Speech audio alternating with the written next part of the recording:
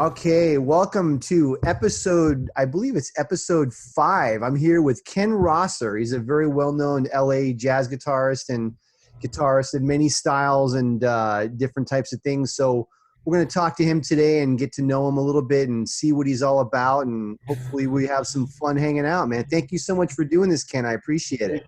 Thank you for asking me. Yeah, it's a pleasure. Yeah. So we were just talking a little bit about the COVID situation and, not much, but, about the disease and all that. And so what have you been up to during this shutdown? What have you been doing with your time and everything? Because most of my living these days is teaching, Mm-hmm. it was really a kind of a transition just from going to the classroom to online formats. It's been a couple of years since I sort of relied on gigs to be my bread and butter. I mean, I take gigs that feel and sound interesting to me for whatever reason, Mm-hmm. but I don't really have to depend on that as much anymore. So I didn't really lose out the way, a lot of people I know did, fortunately. Mm-hmm. But it was just a matter of really transitioning the teaching online. That being said, I stayed kind of busy doing that. I have been busy doing that. Yeah. A couple of schools that I teach at are on the semester system, and one of them is on a quarter system. So, I just sort of kept going with this. It's been nice spending time at home. I'm trying to look on the bright side of this by saying that. Yeah. Of course, it's not a nice situation. Yeah. But since I've been home, I've been getting a lot of stuff done around the house, some painting projects and fixing some things up, and that's been good. It's such a strange time. Such a strange time. I mean, obviously, I've never seen anything like this in my lifetime, nor did I ever expect to. And Nobody has. yeah, and when we sort of went on the lockdown on March 13th, the thought had occurred to me that I couldn't escape this funny feeling that I felt like it was if the whole world, if not at least the whole country, just needed a break. Like they just slammed on the brakes and just said, "Whoa," and sure, the disease was the reason for that, but I couldn't help but feel like everybody just wanted a reset. Like there just seemed to be that kind of spirit in the air to me. I don't know.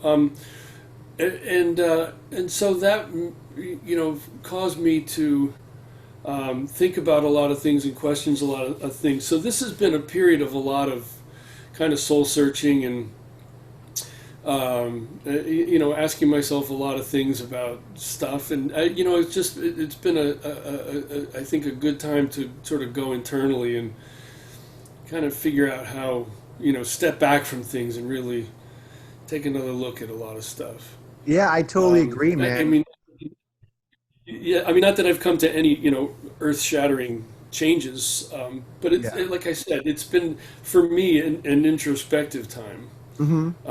In a lot of ways. But I've been enjoying working with students, and it was for me a little bit of a transition, trying to figure out how to make the connection with people that I'm used to making in a room. Mm-hmm. I like the aspect of being in a room with somebody and interacting like that, and so trying to figure out how to make that translate to this format was something I was a little self-conscious about at first, but I think I'm doing okay on it. Yeah. Now, what schools do you teach at? Well, I teach at Musicians Institute in Hollywood, which is the school that I do on the quarter system. I teach in their Bachelor of Music department and their Masters of Music department. I also teach at Santa Monica College. I teach jazz guitar students, private students at Santa Monica College. And for the last 2 semesters, I was teaching classical guitar students at Cal State Los Angeles. I was filling in for the guitar instructor there who had to take a leave. I believe she's back in the fall. But they've talked to me about doing some jazz classes there, so I'm probably going to continue on with them. And you got your master's from them somewhat recently, right? A few years ago or Yeah, something? I got my master's from Cal State LA, What yeah, was in it? classical. In classical guitar. See, that's really cool. Because now, so for those of the people out there who may not know much about what you do or whatever, can you tell us a little bit about like where you grew up and some of the things you may have Oh, wow, I'm not sure where I grew up.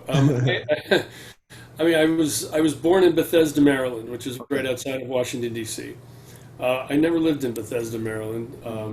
I by the time I was a week old, I was on a plane to France with my mom, and my dad was Wow. stationed in France. And so, the first 3 years, I believe 3 years, I lived in France, and then we came over to the States, and I just ended up moving a lot. Army Uh, brat kind of thing?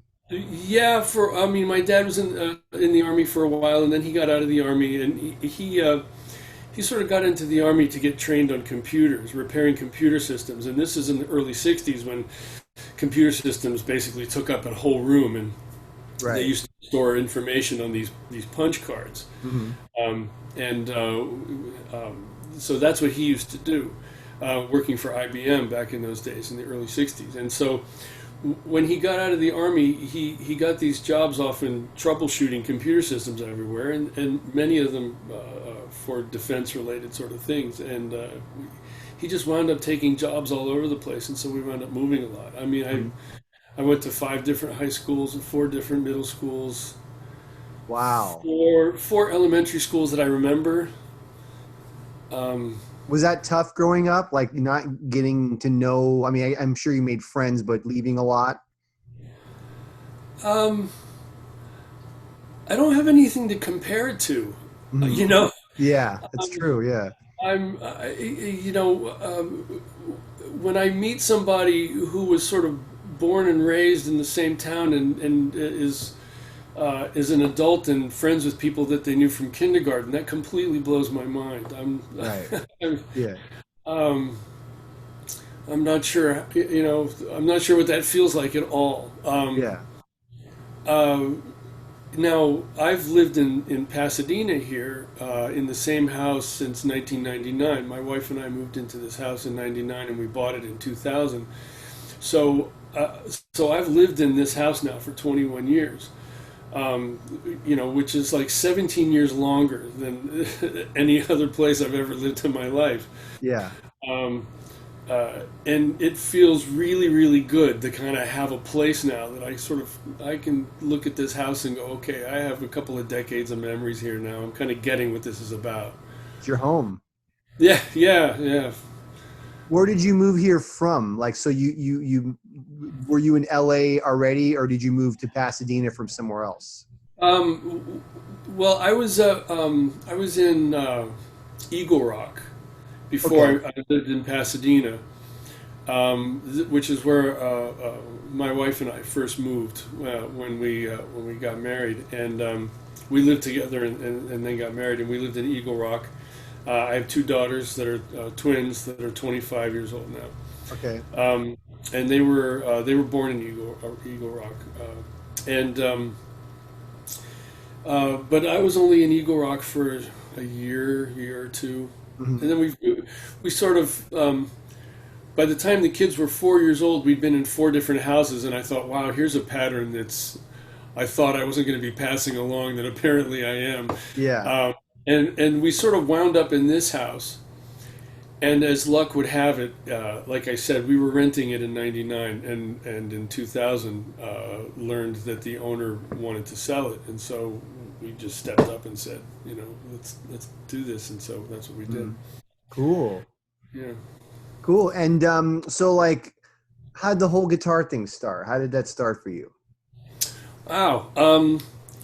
So I'm not really sure because I kind of don't really have a memory of not being able to play something. Hmm.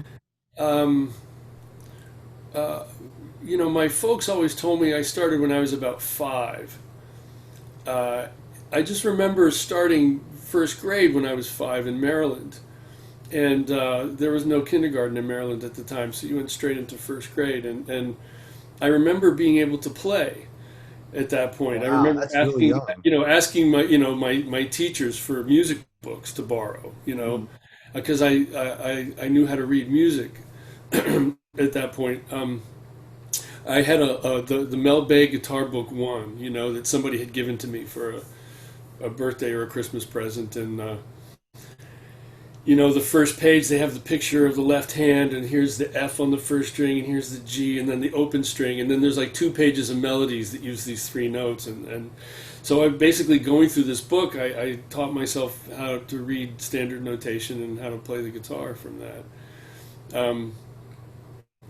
And now, a couple of years ago, I was visiting my mom, and I asked her about this, and I said, "Mom, did I really start at 5? I mean, come on, what's the real story That's here?" pretty young. She said, "Well, yeah, you're right. I mean, it was about 5 you started taking it seriously." I go, "Ma, you're not helping here." Wow, that's really young. I like I said, I don't remember it. I just always remember being able to at least play a little something. And it was basically just these folk songs or whatever was in these books, that I was learning. And then, sort of picking things by ear and making up little melodies and stuff like that. It was very kind of informal. It wasn't like, somebody sat me down and said, "Okay, now we're going to do this and this and this." I was basically just kind of left on my own with it. And it was a great thing to just kind of have and do and not really stress about. And really, that was, when I think about it, it was really the best way to start, because there was no pressure, there was no marks I had to hit, no weekly thing I had to check into. And I wasn't really, at that young age, wasn't really surrounded by any kind of social structure that I felt was putting any kind of pressure on me to succeed in whatever way. And I was just a kid having fun with it. Hmm. And that's basically how it started. Now, my dad was a guitar player. Mm. And so there were guitars in the house. Now, I could probably count the number of times I saw my dad play the guitar on my fingers. It was one of these things where he played a lot when he was young. He was not professional, but he played a lot, and he had guys that he would play with, and he was really into like the 50s rockabilly and sort of late 50s, early 60s country players. That was really his thing. And Cool. but I'm the oldest. And by the time he had kids, I think it was something he just kind of put aside. So there were guitars in the house, but I didn't really see him play that much.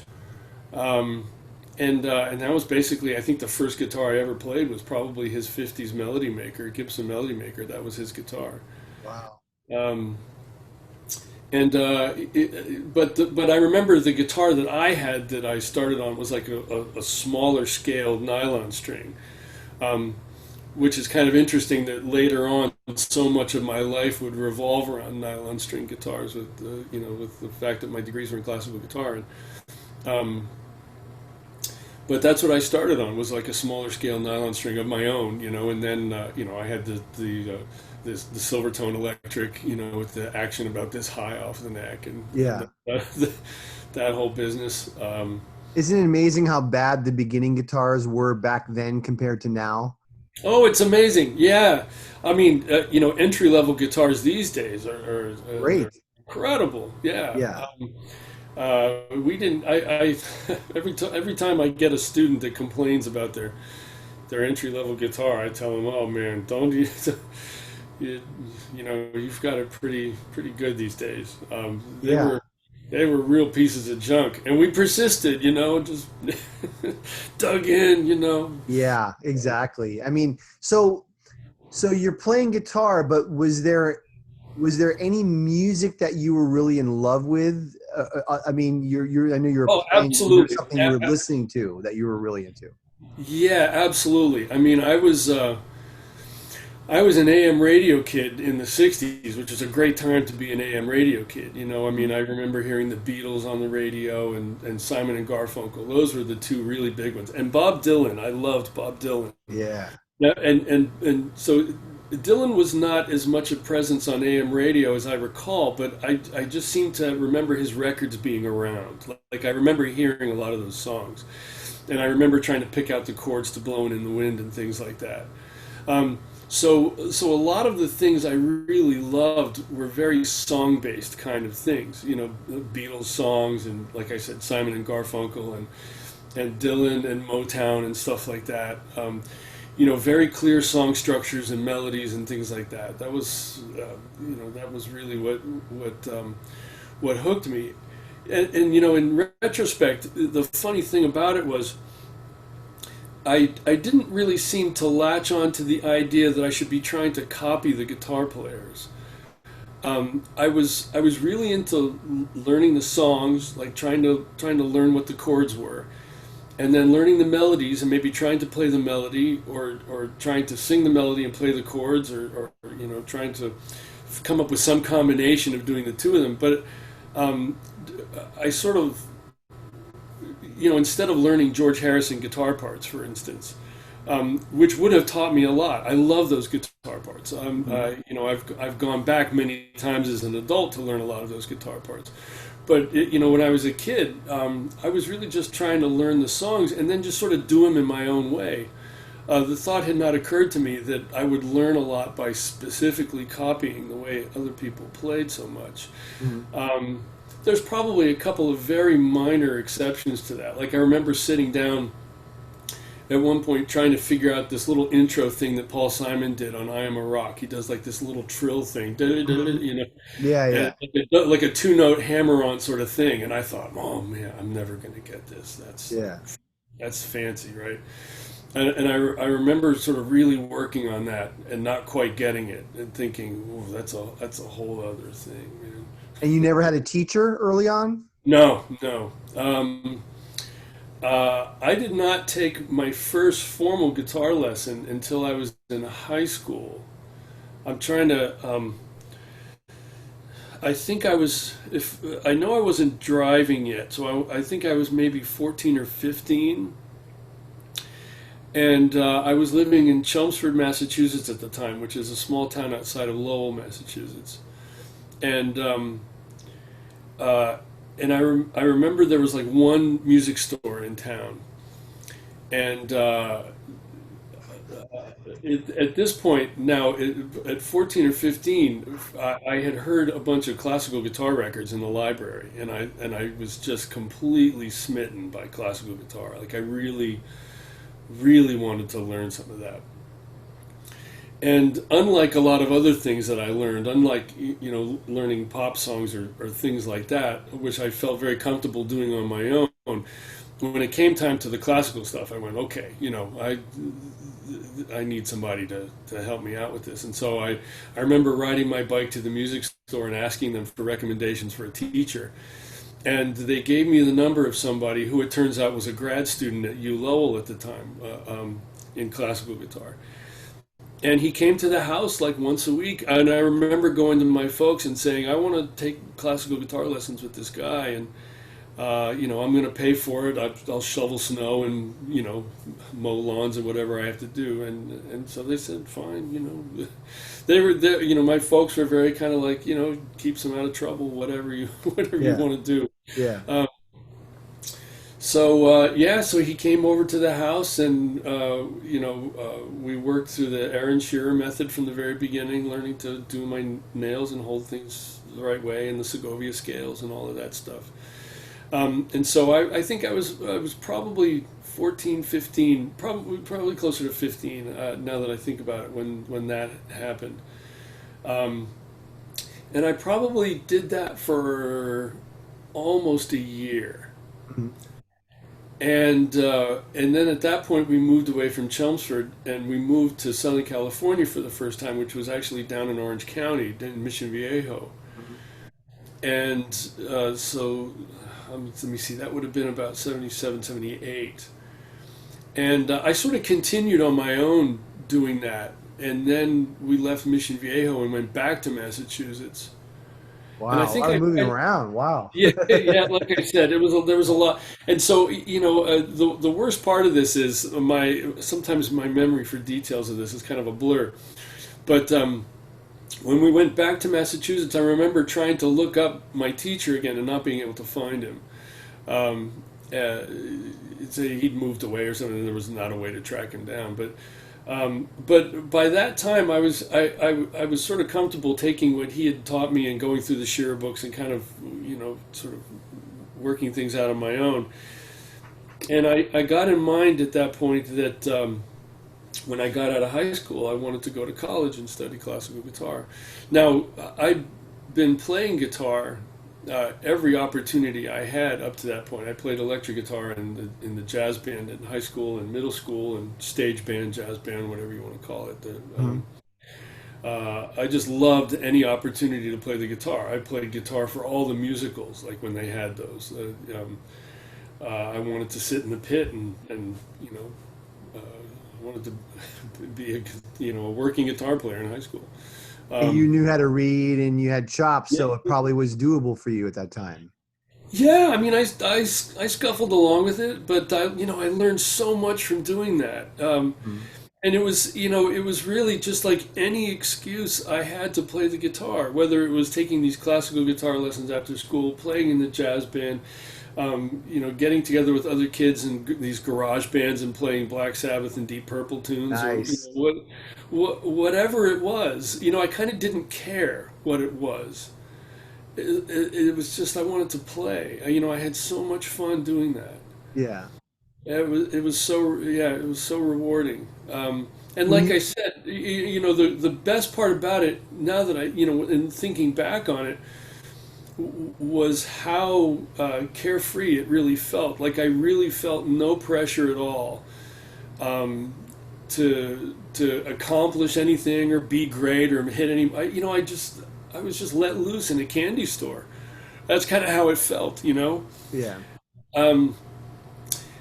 It wasn't until I went to college and started studying classical guitar that I was sort of met with my first sense of musical responsibility.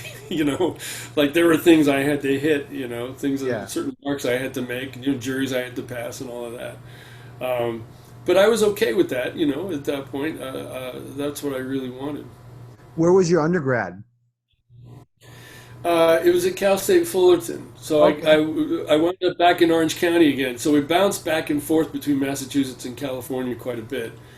And then I wound up going to Cal State Fullerton right out of high school and majored in classical guitar there. Who was the guitar teacher there at that time? David Grimes and Scott Zeidel. Oh, okay. Cool. I've heard of David Grimes. I'm not as familiar with the classical scene as I should be. I know LA actually is a big hotspot of classical guitar, and I need to learn more about it, but I've heard of David Grimes for sure. So Scott Zeidel was my private instructor. Okay. But I took a couple of things from David, and then I studied privately with David when I left school. I left without finishing the degree after about 3 years. For a number of reasons that would kind of be hard to explain here, but basically I just wanted to go out and play, and I was kind of, it was one of those sort of early 20-year-old decisions that I just made, and at one point I went back and finished it, but I studied with David privately a little bit after that, and I'd had some things with him, and oddly enough, I just sort of reconnected with David a couple of years ago. Mm-hmm. He runs a sort of a guitar orchestra in Orange County with about 20 people in it, and I reconnected with him and started playing with that group, and it's been really fantastic. David's phenomenal. Cool. Wonderful musician, great teacher. And when did you get into jazz guitar? Like, I know you said you played in the jazz band, but were you listening to jazz exclusively and maybe studying some jazz with people, or? I never listened to anything exclusively. I listened to a lot of jazz, but Yeah. I was always kind of, whatever sort of caught my fancy at the time. That's what I sort of played, and so I started probably getting interested in jazz about the same time I got interested in classical guitar. and Right. I basically owe all of this, excuse me, to my exposure to Steve Howe of Yes. Oh man, I love Steve Howe. I was a Yeah, freak over Yes. so I remember in 1972 when Roundabout was an AM single, like the Love edited that. version and I remember hearing that on the radio. So I would have been about 10 years old, and this just completely blew my mind. Um, and that was a real epiphany for me, hearing that on the radio. There were actually two songs on the radio I can point to that were epiphany moments for me, and here's how. Because up to that point, I was just sort of, like I said, learning how to play songs and just sort of, strumming the guitar, trying to pick out melodies, just kind of put some kind of concept together of this. But it was very sort of song based. I didn't really have a vision of the guitar um, on its own, sort of in a way. It was all sort of in service of song sort of structures. And then when I heard Roundabout, like I heard the guitar in a way that I hadn't heard up to that point, or at least hadn't caught my attention up to that point. Um, in retrospect, there could have been a number of things I could have heard at that time that would have done it. It just happened to be this song. And when I heard Roundabout, what I heard was a guitar that was as expressive as the vocal. It was like the vocal in that song is almost another instrument. Hmm. It's not like, vocal up front, band behind accompanying. It's like there's the interplay with the vocal as the instrument. It was a very characteristic part of that band at that time. Yeah. And with the guitar kind of doing that sort of interplay with the other instruments and with the vocal, I finally heard like a guitar concept that sounded, like I said, the guitar was as expressive an element of that song as the voice was, in my opinion. And that had a huge impact on me. And around the same time on the radio in 1972, if I remember correctly, there was another song called Drift Away by Dobie Gray that was on the radio. Do you remember this song? I don't know that song. It's a great old Memphis soul song with this wonderful guitar, excuse me, guitar part by a great Memphis session player named Reggie Young. Mhm. And he opens it up with this arpeggiated kind of thing that to me just sounded like bells. It was just incredible. And that wasn't so between Roundabout and Drift Away, hearing those on the radio at about the same time, all of a sudden I had this light bulb go off that said this instrument it can be as expressive and a song into itself. It didn't need to support these other things. And so now to go back to Steve Howe, one of the things that was really interesting about him at that point in history in the early 70s was that his playing was a real encyclopedia of guitar history in a lot of Mhm. ways. You could hear little bits of Jimmy Bryant and Chet Atkins and Les Paul and numerous rockabilly players and things like that, and certainly Wes Montgomery octaves and the Segovia sort of classical guitar bits that he used to do, and so it was a very kind of eclectic guitar history that he really represented, and so I used to read interviews with him, and in the interviews, he would always talk about all these other guitar players, and I would literally make lists of, like, okay, I got to go check out Jimmy Bryant, I got to go check out Les Paul, I got to check out Wes Montgomery. And so I call Steve Howe my gateway drug, Yeah. because he was really the one that introduced me to the history of the guitar. Yeah. And, I would and, say you're like in that era, I can't think of maybe another guitar player more than him because he, like you said, classical guitar, country guitar, but he was the only guy also that wasn't blues rock based like Clapton or something. He was kind of he didn't Yeah, although have, there's little blues elements in what he did, but you would never recognize them as blues because he kind of tweaked them somewhat. right. Yeah. Like there's like that little riff in "Heart of the Sunrise." That's a blues scale, Sure. you know. but you would never, the rhythmic cadence of it is off, is completely off. Yeah. It's in a syncopated time, and that kind of rhythmic cadence to a blues scale you would never hear B.B. King play. Right. But that's basically a blues scale sort of thing. So I thought that was really interesting, that when he did reference the blues, it was in this very kind of oblique sort of way. And there were certainly other players around, like Jimmy Page, who I think had a fair amount of guitar history in his playing as well. Sure. But it wasn't as broad as Steve Howe. You didn't hear, references to, overt references to jazz guitar or classical guitar and things like that in Jimmy Page. Jimmy Page was more of a history of electric rock guitar in some ways, and electric blues guitar, but with the occasional James Burton thing thrown in. But with Steve Howe, there was really this sense of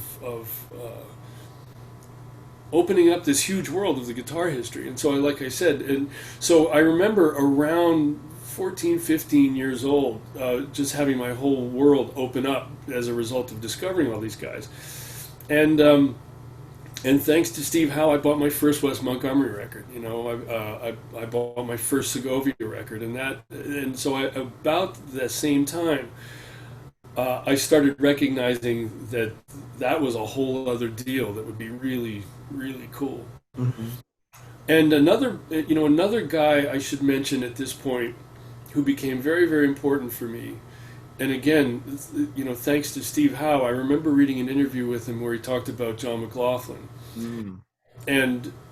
And so I remember picking up a couple of John Mclaughlin records from the public library.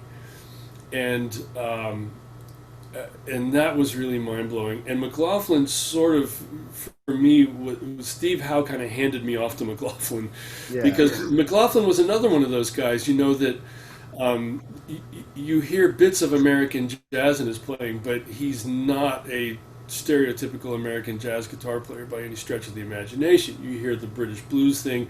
In the early days, you heard some of the psychedelic thing. You heard Indian music. You heard Muddy Waters and Big Bill Broonzy. You heard, Flamenco. To me, I hear a lot of flamenco influence. I hear Django influence. You hear this really wide, eclectic, imaginative kind of things thrown together, and I was really attracted to that. Mm. And so Mclaughlin was really a major step for me in opening that up too, because again, Mclaughlin would say in interviews, Kenny Burrell, Tal Farlow, Wes Montgomery, Jim Hall, Miles Davis, John Coltrane, McCoy Tyner. So I was off. I had my list. It was all stuff I had to learn about. And so that was basically my introduction to jazz guitar as well, around that same time. Now, I never had a jazz guitar teacher for a long time, and here's why. So here's my teenage logic at work.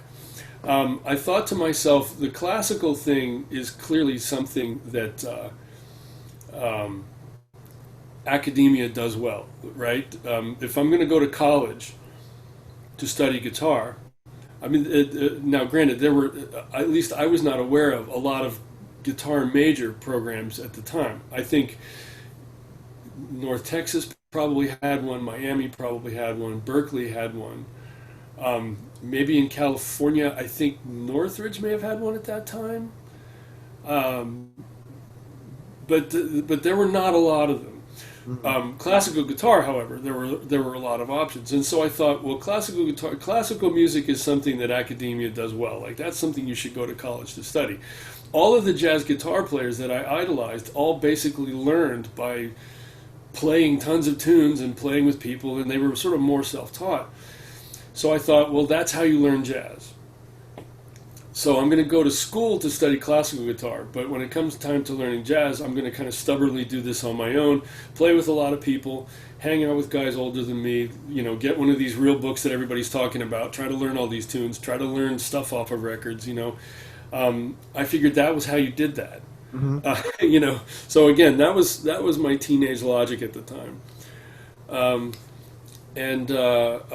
I never had a single jazz guitar lesson until I was 23, and I was out of school at that point, and I was living in San Francisco at the time. And I went to see Larry Coryell and Emily Remler play duet. This was in Wow. 85 or 86. I left San Francisco late in 86, so yeah, and that's when I moved to Los Angeles sort of for good in 86. Hmm. Um, so it's somewhere in that period. I saw Larry and Emily Remler play in a duet, which I absolutely loved, and I knew a lot of Larry's records at that point. I Sure. think that may have been the first I heard Emily, Hmm. um, and I was knocked out by her too. But Larry, I had tons of his records, the Gary Burton records, which I adored, and I was watching them play in this tiny little club in San Francisco, and they were, my recollection of it was that there was maybe a dozen people in the audience. It was just like a very small sort of gig, Yeah. and they were really cutting loose. They were having fun, and it was one of these kind of things where they were just sort of ignoring the audience and going for it. Yeah.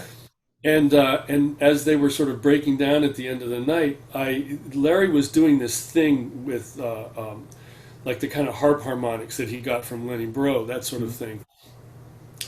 And Larry kind of did his own thing with that technique. And I was sort of a little familiar with how Lenny Breau did it because of I think I'd read an article in a magazine or something like that where he talked about it. But I didn't know at all the stuff Larry was doing with it. So I went up to him, and I said, "What is this you're doing?" And so I've found that when you approach guys like this, it's better to have a very specific question, um, and so I asked him about that, and he took his guitar out of the case, which he was packing up. I remember this. Took his guitar out of the case and sat down and showed me what it was. And so that, having broken the ice in this way, I asked him. I said, I'm thinking maybe it's a time that I get a real lesson in jazz guitar. Do you know anybody here in San Francisco that I could study with that you'd recommend?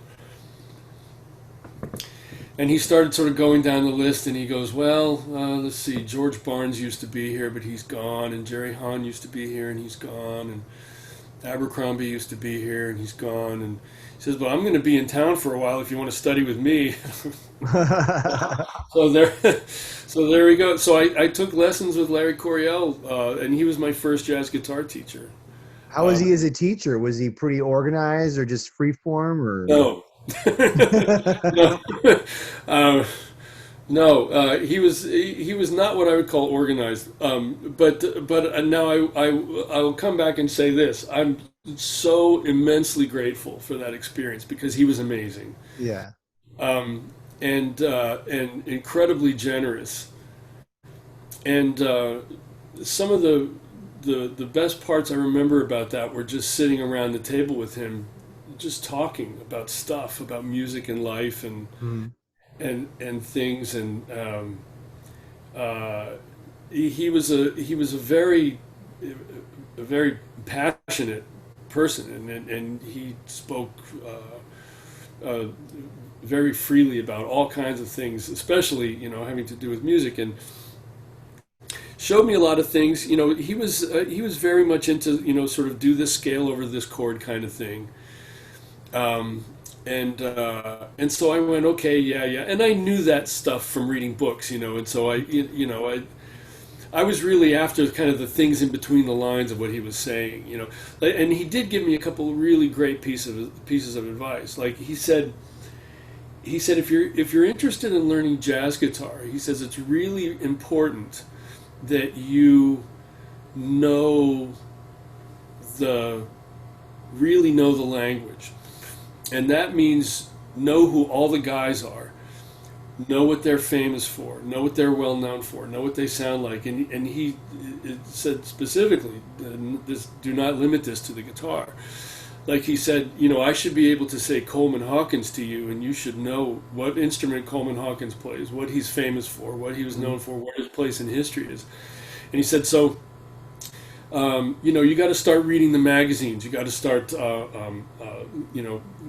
reading the liner notes and listen to as many, radio stations as you got to start putting this information together. And that was a real epiphany, because nobody had really explained that to me in that way, that there should be this sort of methodical, purposeful way of actually putting together the history of music in that way. I mean, now you can get a jazz major and take all kinds of jazz history, and it's all sort of laid out for you, but I'd never really had that explained to me in that way, at that point. So, I thought that was great advice. Did you get into transcribing at that time or at any time around that era?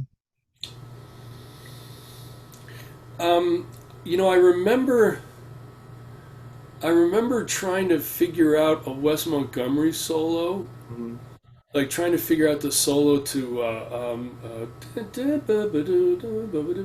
West West Coast Coast Blues. Blues? Yeah. Yeah, that amazing solo on West Coast Blues on an Mhm. incredible jazz guitar. I remember trying to figure out parts of that. Um, I had a Barney Kessel record where he played All the Things You Are, and I remember there was a little thing that he did in that I tried to lift. So it was like little things that I heard I would try to pick out. But I remember some of the older guys when earlier would say to me, that was a good thing to do. I just didn't really have a sort of a formal way of going about it, Yeah. A little bit later than that, in 1988, I took a workshop from Dave Liebman, and he talked very specifically about that, about transcribing. He had a whole very detailed sort of lecture workshop thing he did on transcribing and how to do it, how to pick solos, what to do with them, very, very specific. And I thought, okay, this makes a lot of sense to me. And so at that point, I got into that really heavily, and did all the things Dave recommended: write the solo down, play the solo along with the record, analyze the solo, transpose the solo to different keys, things like that. Wow.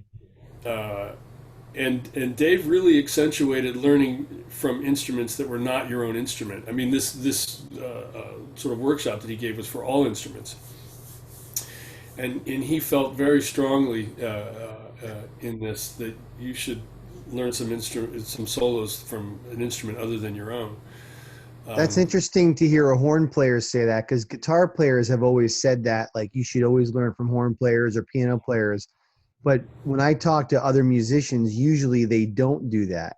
And it always makes me wonder, like, why is it the guitar players have to do that and nobody else does that? Because we should all be doing that. You know what I mean? Yeah, I recall him being pretty keen on that idea. That's good. We're going back a few years, but I remember him feeling very strongly about that. And in fact, I think that if I remember correctly, one of the things that he played for us was a saxophone player playing along with the Charlie Christian solo as a demonstration, saying, here's what you can get from this. That's cool. And so it made perfect sense to me.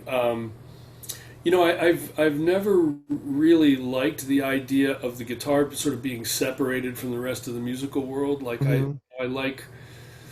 I like improvisational methods that talk about all instruments, not necessarily just the guitar. And so that made perfect sense to me. That I should learn a Sonny Rollins solo, and in fact I did. I took a Sonny Rollins solo that I absolutely loved, and I did the whole Liebman routine with it. A Herbie Hancock piano solo, a Miles solo, just stuff I loved. And did you find when you started doing that things became a lot clearer as far as how to approach soloing and Oh, improvising and all that? absolutely, Yeah. absolutely. That was like a real turning point. Yeah, that was. In all fairness, I think that was a turning point I was ready for at that time.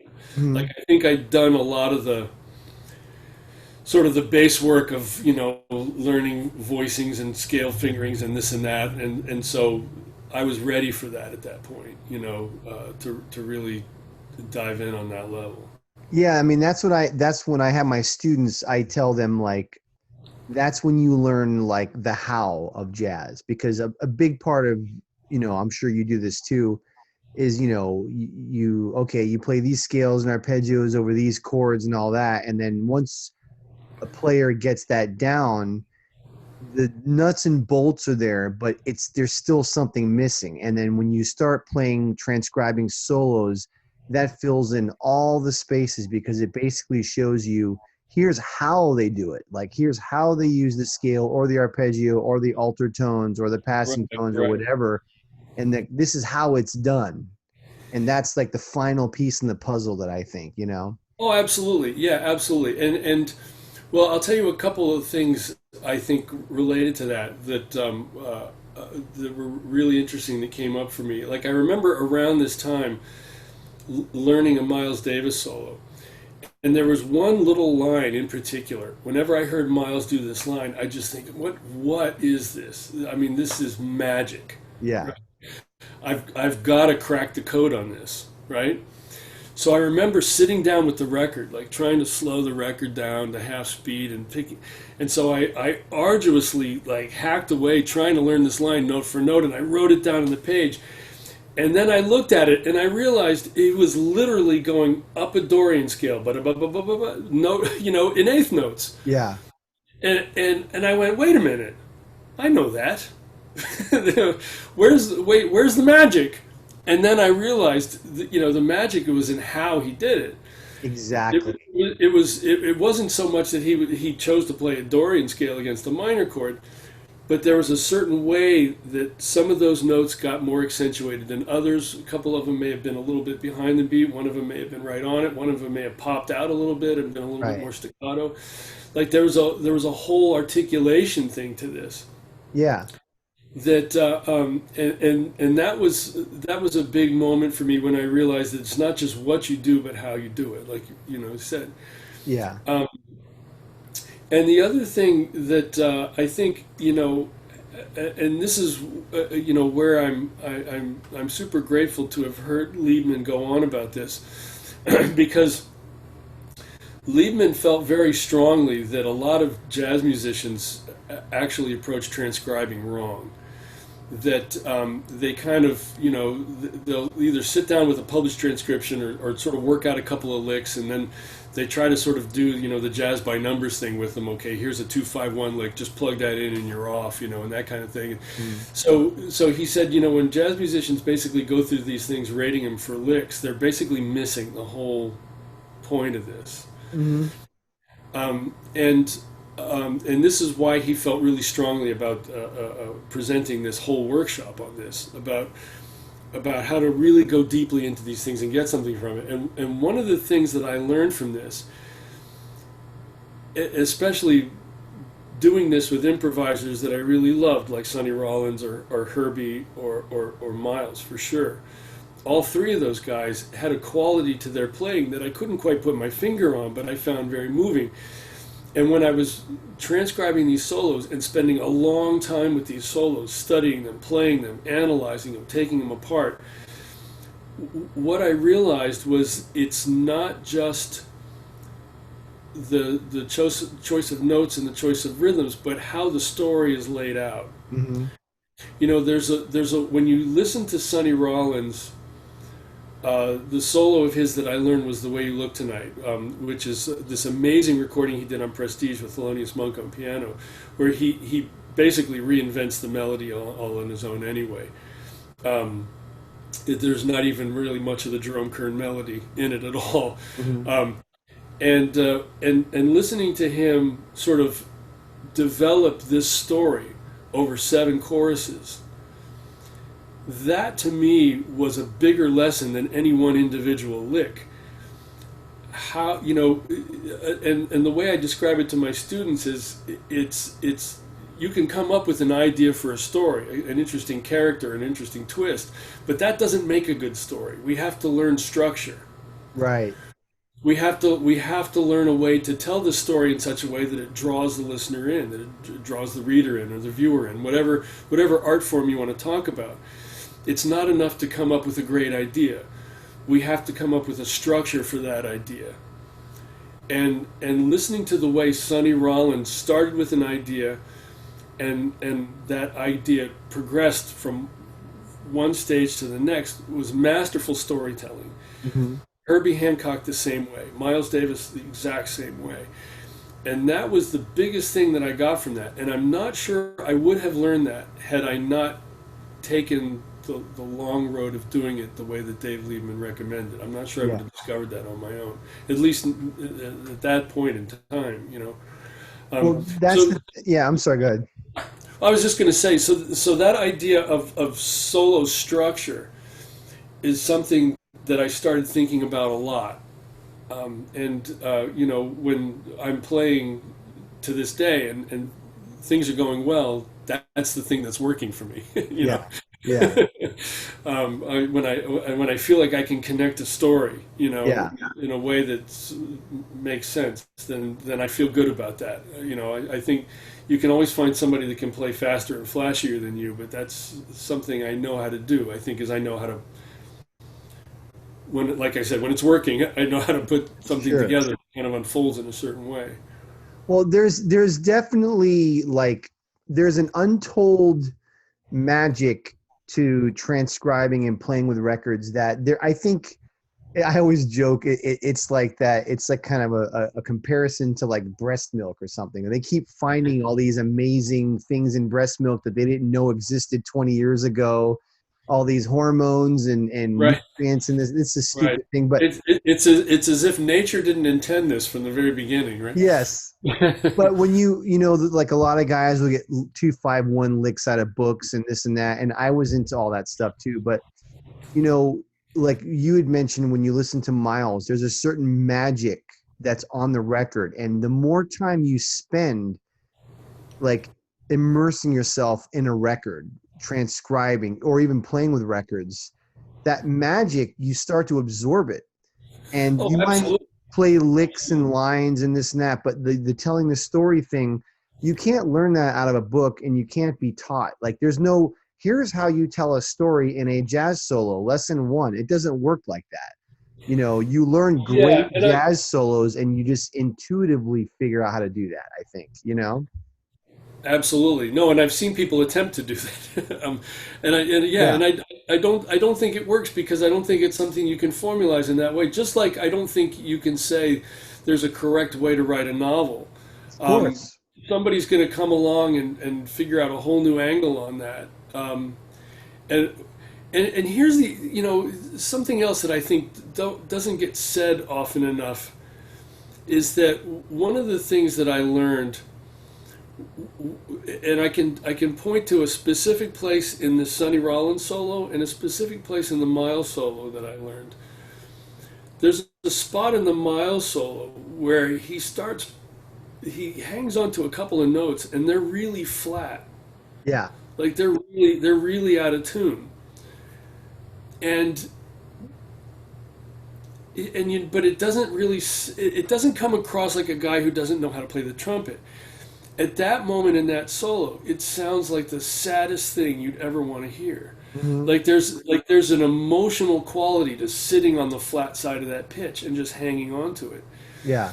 And there was a spot in the Sonny Rollins solo where he gets this little melodic sequence sort of going, and the sequence is such that it's almost as if he knows he's going to wind up on this big fat E natural over an F7 chord, which every rule book in existence will tell you not to do. Right. And he sees, you can see him work through the solo. Like you can understand his logic and know that he sees this coming.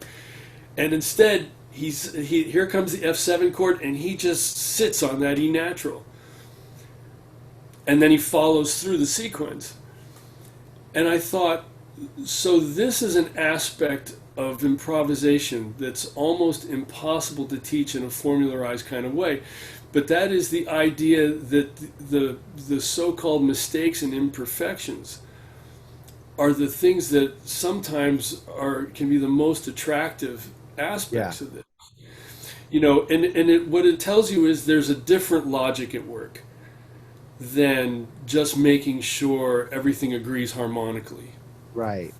which And which we all tend to lean on our students about this, yeah, because that's a discipline that we have to learn. And I think that when people hear Charlie Parker say things like you have to learn the rules and then forget them, I think what he's really saying is we have to learn sort of all these disciplined aspects of how to get through chord changes, and then we have to get to the next level of this, yeah, which means that we don't sort of worry about these things agreeing. We have bigger fish to fry now. We have a story to tell, and yeah. that story may include some broken grammar. It may include the idiosyncratic use of imagery, words, whatever, all Hmm. kinds of things. There's all kinds of examples of writing using idiosyncratic language to make a point. Yeah. And that's, I think, what great players do. Hmm. They know how to do that. And it's confidence that really sells that. And certainly when you're talking about somebody like Sonny Rollins or Miles Davis, you know you're in the presence of a very confident improviser. You don't hear them second guess themselves. Yeah. When they're playing. So I think that confidence to know when you can do things like that is something that I think takes a long time to learn. Yeah, I agree. And bringing back the Miles thing, because as educators and the whole jazz education world has been around for probably 30, 40 years now, Right. and I feel like we're in an interesting time because I teach jazz guitar as well, and nowadays there's so many like methods and concepts that are out there that I think if a student follows it, they actually sound good quickly. But I think in the end, it goes against a lot of what jazz is about, like getting back to Miles, like we talk about playing chord tones and this and that kind of thing. A Hmm. lot of Miles solos, he's not thinking of that at all. He's thinking about colors and textures. Because if you take a Miles solo and write it out and you compare it to the chord changes, a lot of times, in Chick Corea talked about this, you look at it and you go, this doesn't make any sense. But it Hmm. sounds amazing because it's not about those chord tones and this and that. He's hearing these things that are going against the chords, and technically they may not fit, but he makes it work because of that confidence. And Yeah. Well, I'm sorry to interrupt. Go ahead. no, and what I was going to say is that you know when I teach my students, a lot of times if like they're playing a tune like All the Things You Are or Stella, I'll teach Yeah. them the basic ideas of these are the things you should try. And a lot of times, they're playing and improvising, and I'll tell them, okay, you just need to play over this tune 10,000 more times. Right. And I don't want to give you any of these shortcuts. Like, just keep doing it, and you're going to figure out what you like and what you don't like. And that's how you get your own style, as opposed to nowadays, there's all these, oh, do these things and you'll sound good right away, but then you sound like everybody else. You know what I Yeah, mean? I think that's an excellent point. I think that there's this desire to sound good, so we want to know. Just tell me what sounds good, and I'll play that. Exactly. Yeah, I have a student today, a lot of adult students I have, they get impatient because they want results quickly, right? Yeah. And so he's soloing over this tune and, he's doing okay, hitting a couple bad notes here and there. And he's like, how do I make it better? And I just keep telling him, you got to play 10,000 more times over this tune. Like, I told him the right notes to play, but you have to just improvise and play and play and Yeah, play. You and know I what I think, mean? yeah, I think that amongst, uh, I won't say all because I don't know all the students out there, but Sure. I see this commonly where, you know, I mentioned, being a teenager and sort of trying to hang around older guys learning this style Mhm. and I remember buying my first real book back when they were this very illicit sort of Illegal. drug deal that you had I to remember get that. a real book, and of course the real book is chock full of mistakes, And so it kind of became this thing of like you were hanging out with the guys and everybody go, no, no, no, no, the first chord of this song is this, and you take a pencil, and so it's like the more marked up your real book was, that was like a badge of honor. Like you sort of knew all of this stuff, Right. and there was this kind of this cachet in playing these tunes over and over and over and over. Yeah. And picking up these little things. Oh, try this chord over in this place, and then you write it down in the margins. Somewhere probably in the mists of a move years ago, I lost my original teenage yearbook or real book. I wish I still had it. Yeah. That aspect of that trial and error, just knowing you're going to play, 1,000 solos on all the things you are before you get to something that's going to feel okay. I can live with that. Yeah. And I it's mean, like, when you tell somebody that sounds like really discouraging. Like, oh, yeah.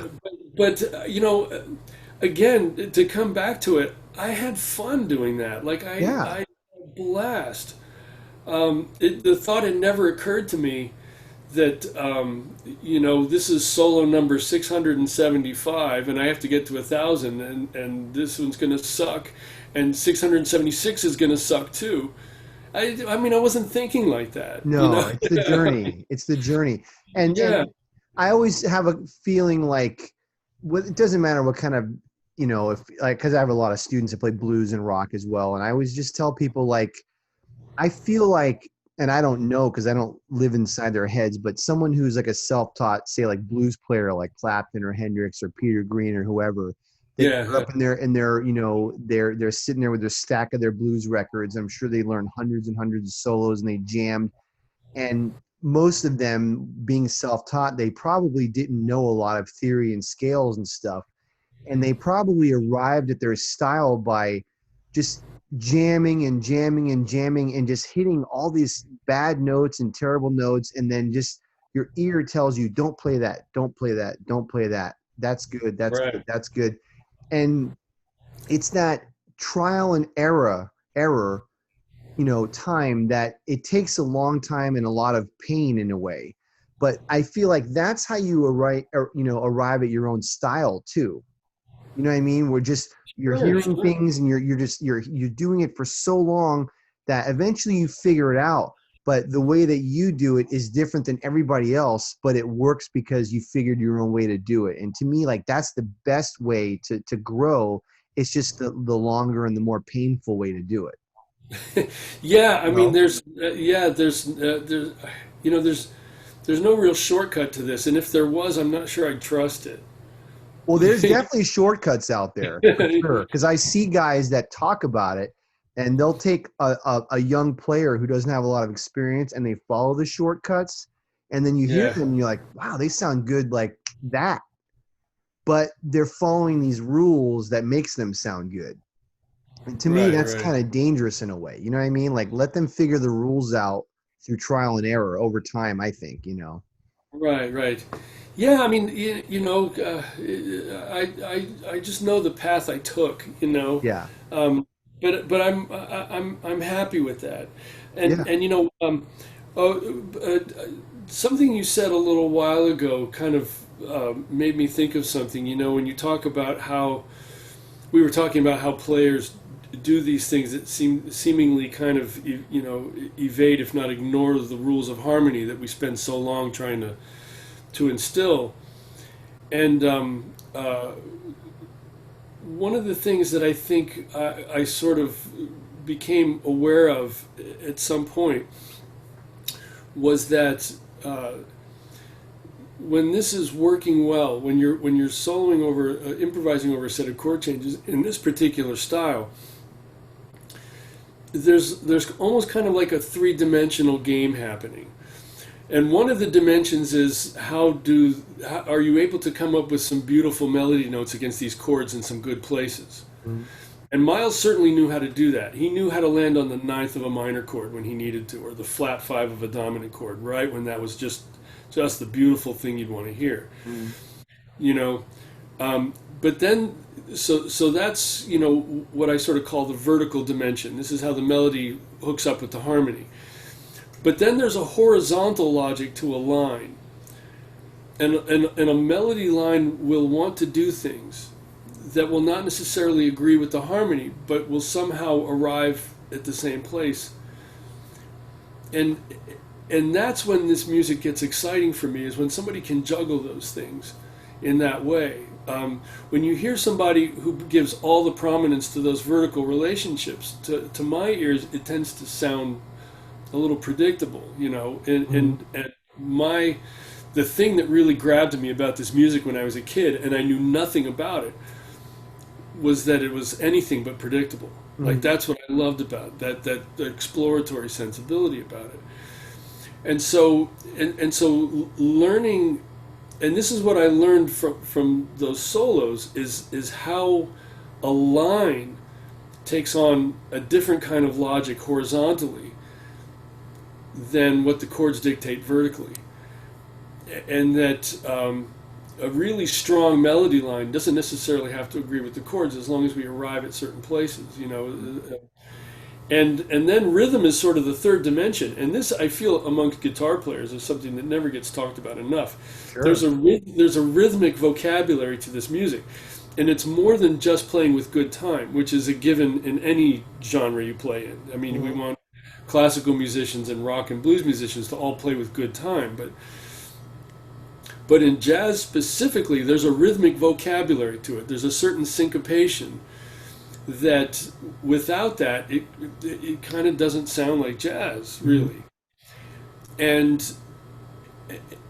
I think that you have to learn this vocabulary. You have to learn to, so there's not only the vertical relationships and the horizontal shapes, but then this all takes place in a rhythmic vocabulary. Later in life, I took about a half a dozen lessons with a tenor saxophone player named Benny Wallace, who I really loved. He had a couple records out on Blue Note that I was really crazy about, and I had a chance to ask him about some lessons, and this was a point where I was really looking for the next level in my own playing, and I was getting really frustrated because I kept going to guitar teachers, and I would play for them, and they go, "I don't know, you sound great, whatever it is you're doing." Guitar teachers are the worst. And I go, that's exactly what I did not want to hear. Right. And so I hooked up with Benny, and he said, I said, "I'd love to take a lesson from you," and he said, "I don't know anything about the guitar," and I said, "Perfect, I just want to talk about improvisation." And so I went over to his house, and he said to me, he says, "I don't know where to start, but I tell you what, play me a bird tune. Whatever bird head play me a bird head." And so I knew a handful of them at that point, and so I pulled one of them out. I think maybe I played Confirmation or something. I don't remember which one specifically I played for him, but I got a few bars into it, and he reaches over and he goes, "Man, that's not happening." And I went, "Finally, fine. Okay, talk to me." Yeah. And so then he pulled out a metronome and he put it to the absolute slowest it would go, which is 40 on the old mechanical metronomes. Yeah, that's brutal. 40. And he puts it on 40 and he goes, "That's a quarter note. Play Confirmation at that tempo." I couldn't do it. So slow. I had spent so much of my time busting my ass trying to get it fast, that what happened was I built in all kinds of really bad habits about things like note duration and note placement and all these other things.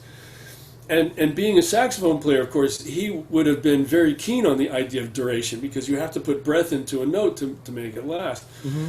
So that's something saxophone players always have to think about, is how long is this note, Guitar players don't think about that. Right. They don't think about note duration. We hit the note and then, we're on to the next one. So like I said, I took about a half a dozen lessons with Benny over the course of about a year and a half. They were spaced months apart, because we would basically spend an afternoon together, and you go, "Okay, when you're ready for the next, come back." But the first half of that set of lessons were all talking about rhythm. and he talked to me about things like how to hear those bebop rhythms in that slow a tempo. Hear how the durations wanted to be, how an eighth note followed by a rest always wanted to be short, how to treat a quarter note, and things like that. Um, and then we did things like he would take bird heads, and we went through several of them. He had me learning them in all 12 keys. He had me taking a bird head and taking all the notes out and just playing the rhythms to it, Mm-hmm. as if I was playing a snare drum, and then improvising with those rhythms, which was hard. The But same rhythms but different notes. yeah, exactly. So Wow. basically, like say, take the the opening figure of O Pravava, da da da da ba da da ba da da da. So that's a very strong rhythmic phrase. No matter what notes you put to that, that's a very strong rhythmic phrase. And so I would like we just started with one chord vamps, but he would have me improvise using those rhythms Yeah. in a completely different context, and that was really really eye opening, Wow. ear opening, I should say. Ear opening, yeah. Yeah, and so that got me thinking about the importance of not just playing with good time, but learning to play with a very specific rhythmic vocabulary. Hmm. And especially, when you're talking about modern jazz, the Charlie Parker rhythmic vocabulary is impossible to get away from. Yeah, I mean those solos that he did in the Omni book, or just solos that he did. Well, the Omni book, I almost treat it like you were saying as a rhythmic kind of etude book, where you do it to a metronome, and even doing it really slow, like you're saying, and try to really knock the rhythms out and lock in Absolutely, hard. absolutely, yeah, It's an etude book, and then when you get it down, that's not necessarily even how he played it anyway, because like for instance, like I teach this guitar class, and it's more of a beginning jazz guitar class, and one of the first solos that we do, I'm a huge Grant Green fan, and I think he's a of good course guitar you are, player. because you're a good guy. But if you're like getting into jazz, you wouldn't necessarily start learning Wes Montgomery's solos because they're just so hard. But Grant Green is playable if Yeah, you're a decent guitar player. They're not like impossible, right? So right, we right, do this. I have this class doing Cool Blues, which is a blues in B flat. Not that right. hard. So we get through it. I have like 15 kids playing the whole solo with the metronome, Yeah, and most of them are getting it. And then I go, okay, now we're going to play with the recording, and I put it on, but it's totally different. Like he plays yeah. way behind the beat, which makes it swing harder. And everyone's going, whoa, what's going on? I go, that's jazz. It's that Right. behind the So beat, ahead that's of the beat, yeah. whatever. Yeah, and learning to put the accents in the offbeats, Mhm. that's something that's hard for a lot of rock guys to hear, because in rock, of course, we hear accents on downbeats. Mhm. And so that's one of the things I work on with my own students, and there's been many times I've had a student come into me and say, teach me some kind of fancy exotic scale here, because I'd love to sound like a jazz guy, and all I know is this blues box, Yeah. and so instead of teaching them a fancy exotic scale, I talk about how to swing the eighth note, and then how to put that accent on the offbeat so that you get a sense of release to the downbeat. Mhm. Um, so that, and including doing things like doing slurs from weak beats to strong beats, which Right. horn players do all the time. Right. And we do this with hammer-ons and pull-offs. If you can kind of start to learn to intuit, go through a scale, and every place you can hammer on to or pull off to a strong beat from a weak beat, and then swing the eighth note, you'll start to hear it. But that's a very, very difficult thing to do for somebody that's really got their ears wrapped around this downbeat heavy kind of thing. Yeah. But after spending some time with somebody doing that, I can make that blues box sound like your Grant Green or Kenny Burrell. It's like that, Yeah. because That's because that basic blues vocabulary is fine. There's nothing wrong with that. Sure. Um, it's the rhythmic placement that is often the missing piece there. You know. Yeah, they're not, especially Grant. He's not playing anything really, really difficult or far out or advanced. It's just like you said, the rhythmic placement, the groove, the soul, and even like his funk stuff is just like, Oh yeah, oh my God, it's just yeah. so grooving. I mean, I think that may have been the first Grant stuff I heard was Funky one. like the early '70s stuff where it started getting more straight eighth note funky, and yeah, I Yeah. mean his sound and his whole sense of melody was so great. Yeah. Um, and then I went back and from there, and I heard those like what is that record where he does all the spirituals with Herbie Hancock? Oh That's an man, amazing Sunday record. morning. Yeah, There's a couple of them. Feeling the oh no, Spirit. Feeling the Spirit is the one I'm thinking of. Feeling Yeah, the Spirit, or those records he did with Larry Young and Elvin Jones. Do you know those? Those are all of them. I unbelievable, I unbelievable. jam with those records all the time. Not necessarily. I mean, I love Grant, but I love the rhythm section so much. I mean, Oh yeah, Larry Young and I mean, Elvin's my favorite drummer of all time, yeah, yeah, and just playing with those records is so much fun. I mean, talking about that's a great record. oh, yeah, yeah. They Is do. that I'm a now? Cold That's the one. Cowhand. Is that the is talking about? Is that the one with Bobby Hutcherson? I don't No, remember that's with that. Larry Young and I have them Elvin. all behind me here. What's that?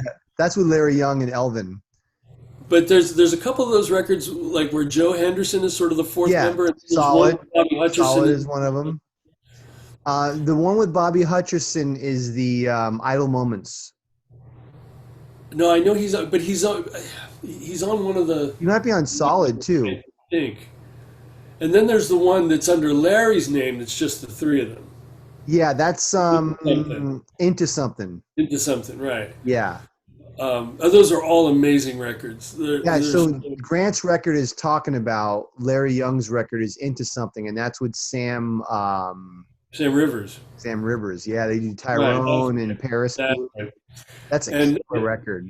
yeah, then there's I Want to Hold Your Hand, Yeah, that's a great record. which is really cool. They do Speak Low and Corcovado on there. Yeah, yeah, I love it. I'm a freak over Blue Note stuff, man. I love it. And the older I get, the yeah. more it's weird. I love modern jazz and I keep up with all the young players and all that. But man, the older I get, the more I get into blues based soul jazz, modal jazz, Blue Note Yeah. 60s. That's my home, man. I love that stuff. Well, yeah, I mean, and so much of that Blue Note stuff in the '60s was so progressive too. Like those Mm-hmm. Wayne Shorter records. Mm-hmm. Where they're, Yeah. they're I mean, where they're, and some of those Herbie records, or some of the Sam Rivers things, some of the Jackie McLean records from that period. Mm-hmm.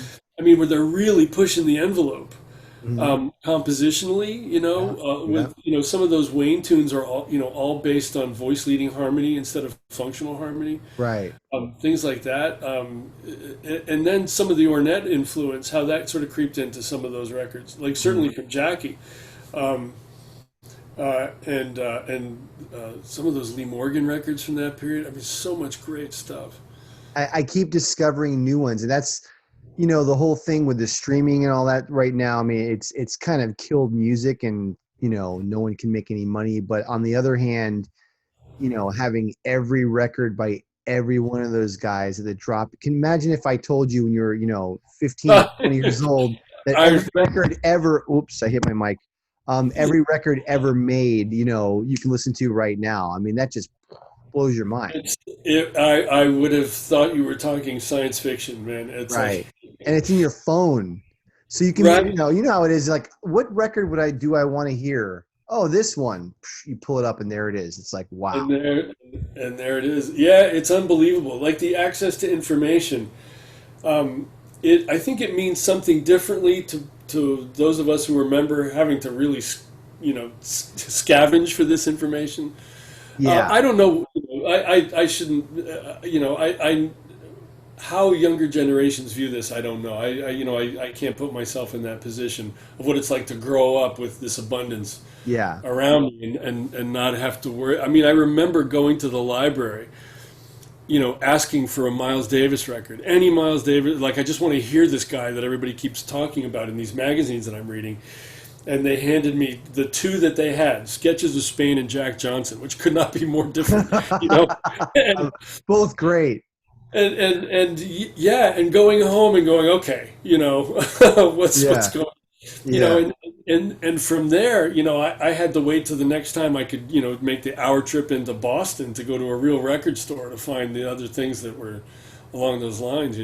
But there's something beautiful about that, because like I see your CD bookcase back there, and you know it's weird, like we're both back in the day where it's like, okay, I'm gonna go. Here's the CD case. Here's some of the records. Oh, look at the records. You got So a they- lot. yeah, they're yeah. I'm a hard copy guy. I Me mean, too. I have Spotify. Spotify for me is a great way to discover stuff. But if I Sure. find something I really love, I try to buy it, because here's my, like, what happens when Spotify goes out of business? Right. Well, Like, I don't want to. My music collection means too much to me to entrust it to that sure. to an internet Well, company. the way I do it, like you're saying, I don't do Spotify anymore. I just do Apple Music, but like Yeah, I'll discover something. I don't buy everything anymore because it's just too expensive. But like right, yeah, if it's a younger musician or someone that's around now, I would definitely will buy it. If it's like a cool old Miles record that I haven't heard, then he's not here anymore. yeah. His estate's doing fine. Right. But back in the day, the difference was, and it makes me think about how it is now, where always had lots and lots of CDs and tapes and all that, and I'd go for a car ride. Okay, what am I going to listen to today? And I'd pick certain things, and then I'd be in my car and I'd listen to them over and over and over. Where Oh yeah. now I have my phone and I can listen to anything almost ever recorded, but then I sit there and I go, I'll just listen to a podcast because it's just too much. It's like I don't even know where to start. Even I Yeah, still I listen mean, to music, but it's that thing. yeah, I mean, I feel that way sometimes. I feel like, man, I have this list, like 3 dozen names long, of like young guys I should be checking out, Mhm. and then I get in the car and I pull up Spotify and I go, let's just listen to Speak No Evil again. You know? I can tell you right now, there's nothing made now that's better than that. So you're not missing anything. Yeah, I mean, and I don't mean to sound like I'm dissing any of the younger guys. I mean, I do Sure. try to check them out, but Yeah. um, but the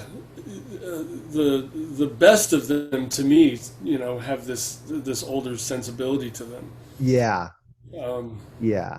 so, Yeah. There definitely, jazz is in a strange place. On the one hand, in the last 20 years or 30 years, it's been really, really exciting because the level of composition has gone through the roof. It's yeah, it's almost been like really interesting. Like, yeah, yeah, especially in terms of form. A lot sure. of composers are doing some really interesting things with forms. Right. So that part of it I love. That's fantastic. Yeah, And it's getting further and further away from its roots, from that blues swing feel, yeah, and sometimes, I as the older I get, I start to hear some of these younger guys that have none of that in their playing, and I yeah, can't relate to it. Like I respect it. If they go to the Blue yeah. Whale, I'll be there and I'll watch them because anything that's good I like. But Right, I right. don't feel I don't leave there going, I remember so many concerts as a kid leaving and just, going to see Pat Metheny or whoever and just Yeah. drive home just going, oh my God, like what did I just see? Where I'll go to the Oh, Blue sure. Whale and I'll hear a guy and go, oh, that's cool. And then 5 minutes into my ride home, I forgot about it already. It's already, and Right, right. that's, you know what I mean? It's a different thing. Yeah, yeah. It's interesting for me having my students get really excited about them. I think it's Mhm. fantastic. Sure. And so I usually use them as a way to kind of connect them to the past. I mean, I think that's our job as teachers, is to sort of fill in the blanks, Sure. and so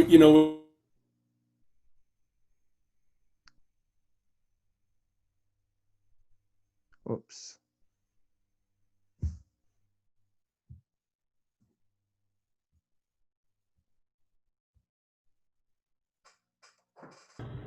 You there? I'm sorry. We got cut off for a second. You froze for a second. You there? So I'm here. I'm here. Okay, yeah, sorry. You froze for like 15, 20 seconds. You were saying this, you were talking to your students and so I was saying that, like, for instance, I have a student of mine learning a Lage Lund solo. Mm-hmm.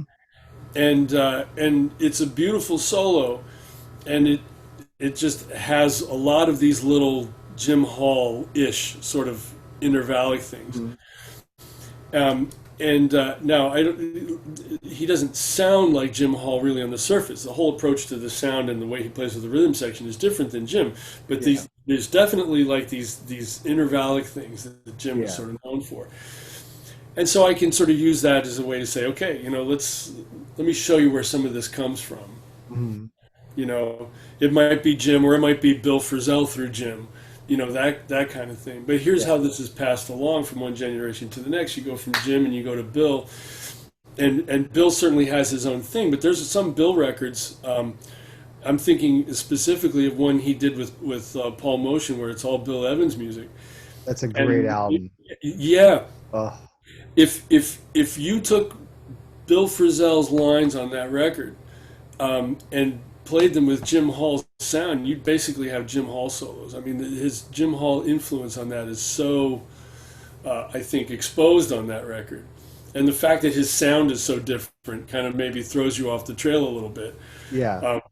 But there's so much Jim Hall in that record and Bill's playing. And you kind of hear how that's passed along, and then you have players that have obviously listened to Frisell, like Lage Lund, and you hear the lineage, you hear the connection to Jim. And then you can go back from Jim, I mean, I was fortunate enough to meet Jim and talk to him once, and I talked to him about transcribing, actually, because this was this period in the late 80s where I was doing this a lot, after the Liebman thing, and I felt like I was sort of so down this rabbit hole, that I was starting to wonder if I should keep doing this, and this was when I met Jim, and I asked him about this. I said, so I've been transcribing tons of solos, and I'm not really sure if this is something I should keep doing, or what are your feelings on transcribing? And Jim said to me, he said, I could see how that would be really useful, but I never did that. And I went, yeah, the older players, they didn't do it as much as we think they did. And then when I was sort of registered the surprise, he sort of looks and he goes, well, there was this one Charlie Christian solo. Well, and there was a Lester Young solo. And there was this one Coleman Hawk. And so then he starts remembering all these solos he learned. So he did, yeah. I think that this is basically something he did to a certain point, and then he kind of left it. And this is one of the things Liebman told me about transcribing. He said, don't become a perennial transcriber. Don't be a lifelong transcriber. He says, find a couple of things that make a big impact, and then go. He said, what you're going to do is, at some point you'll come across a tune and go, how do I approach this? You'll lift a couple of licks, you'll get some ideas, you'll go on. But he says, as far as that deep transcribing goes, he says, you only need to do that for a couple of things, and then you're armed with plenty of stuff. Just go, just play. Yeah, because when I felt like when I was younger, I actually transcribed a lot, and sometimes I still do just to push myself. You get to a certain point where you're like, this is my style, this is who I am, and that's it, and let's make it better. But I will say occasionally I'll just, I'll be bored and I got to do something. I'll just transcribe something just to and it's funny because it's a muscle, like when I was younger, man, I could get things so fast because I did it all day. And now when I do a solo, it's like, fuck, this is so hard. God damn. What I've done is sometimes I do it relative to tunes. Like back when I first did it, I picked players. I picked Sonny and I picked Herbie and I picked Miles, and I learned the Woody Shaw trumpet solo, because I loved Woody Shaw's playing. And, so I was really focused on the player's vocabulary. But now if I were to do that, it would be because I'm looking for insight into a tune. Mm-hmm. Like recently in the lockdown here, I sort of got it in my head that I wanted to learn a bunch of Billy Strayhorn tunes that I feel like I'd kind of superficially kind of played at, but I kind of wanted to dig a little bit deeper into them, and so I started learning a couple of Billy Strayhorn tunes that I really liked, and then I found recordings of them that I really liked, and I would maybe like lift a chorus of. I lifted a chorus of Art Farmer playing Isfahan. You know, not really to master Art Farmer's vocabulary, but just to sit back and get some insight into how he was looking at the tune. Yeah. So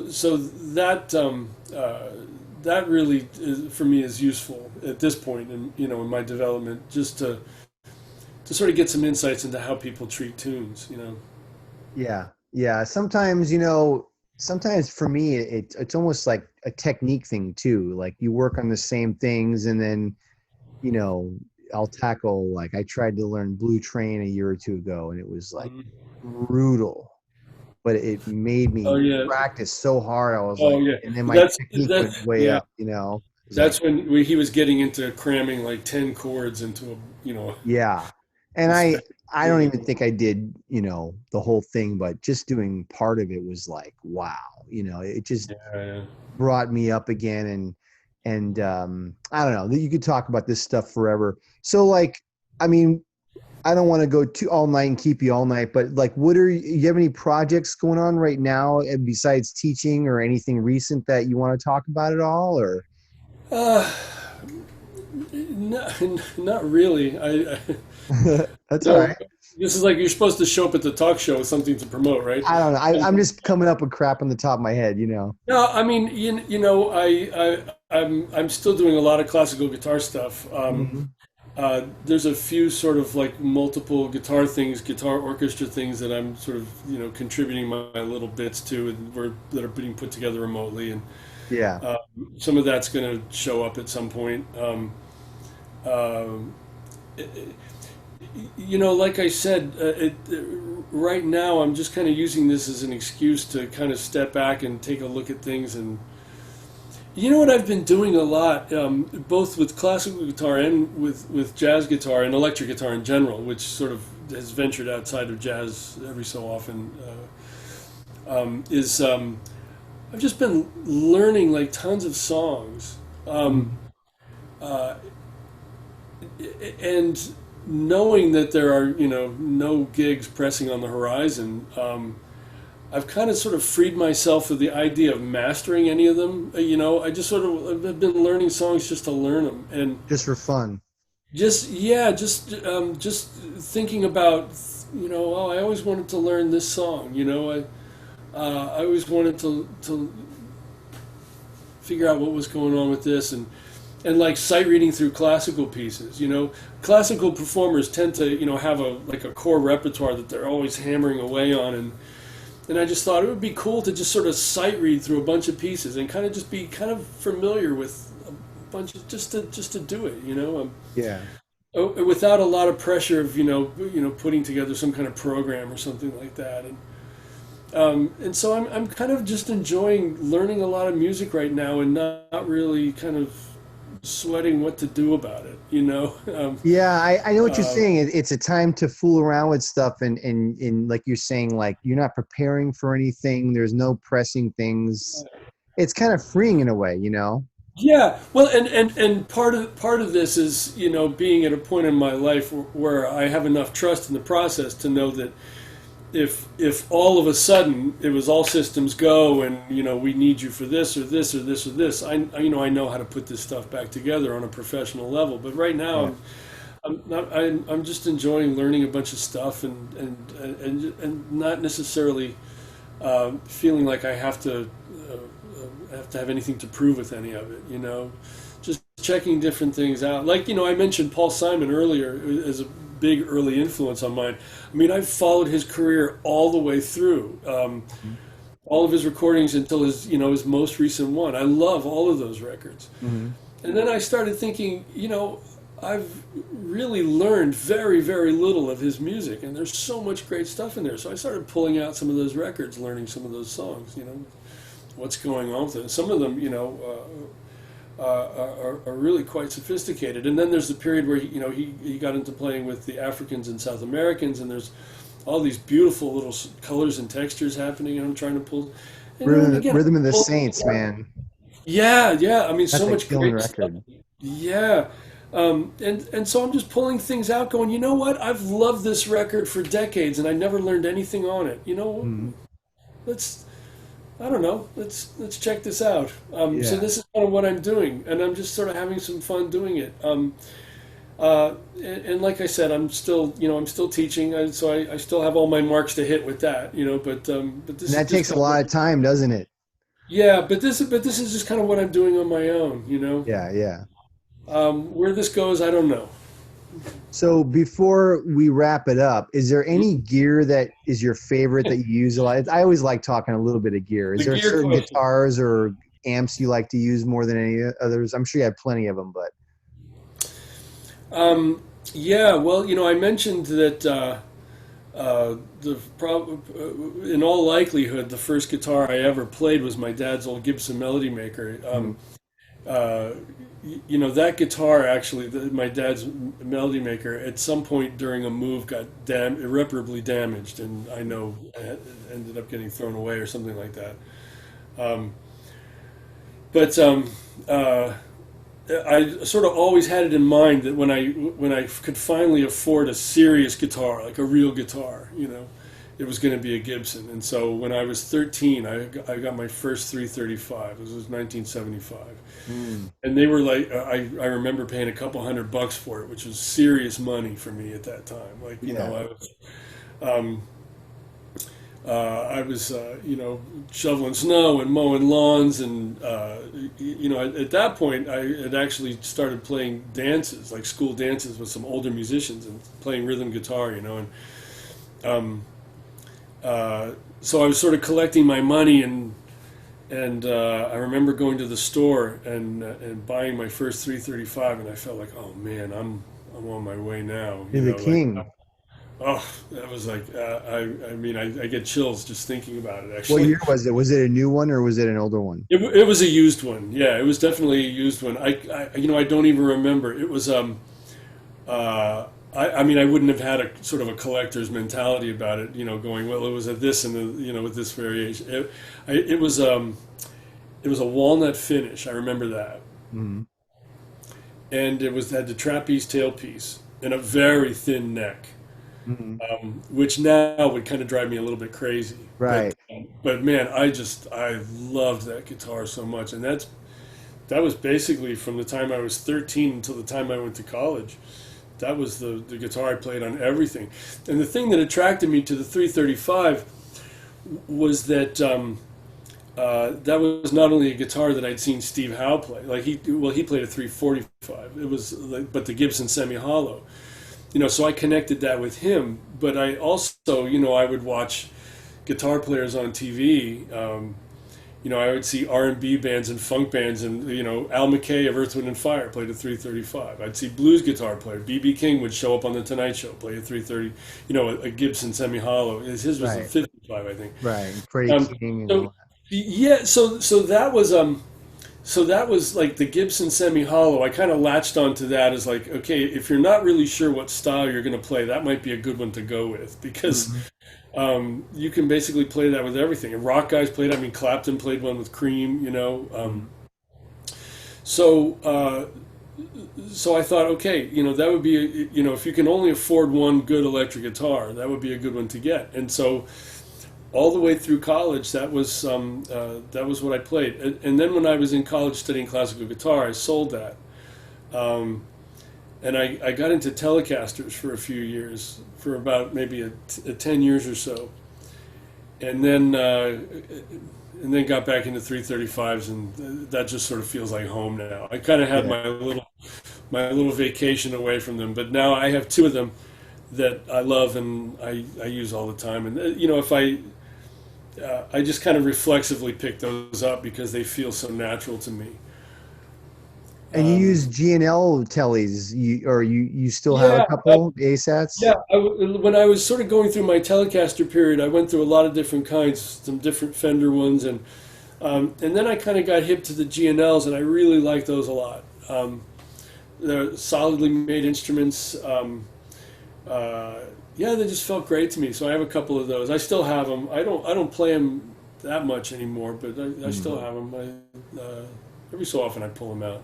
And what's your favorite amp? Without question, my favorite amplifier is an amp that was made by Steve Fryette when he was still in charge of VHT. So the VHT company was something Steve Fryette started, and at a certain point, he sold that company to another company that started making solid state amps under that name.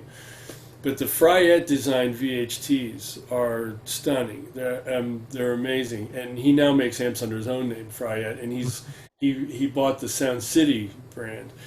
And so I have this amp of his called the Pitbull 45, which kind of sounds like it would be sort of a real aggressive amp with that name, but it's a really beautiful classic old amp kind of. So he basically starts with I believe, now Steve is going to totally correct me on this, I think he starts with basically a high watt platform and then kind of does some tweaks to it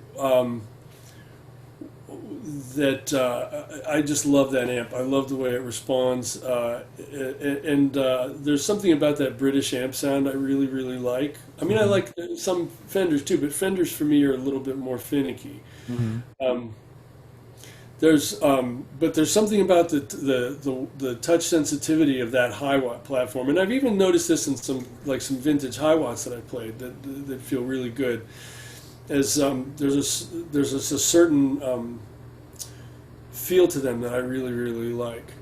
A lot of players don't like them because they're kind of unforgiving in a certain way with I guess the attack they have or something like that I've heard people complain about. But I love them. So that VHT Pitbull 45 under the Steve Fryette design, which he's slightly modified, is my absolute favorite amp, hands down. I've probably had it about 15 years now.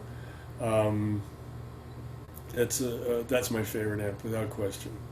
Well, that's cool, man.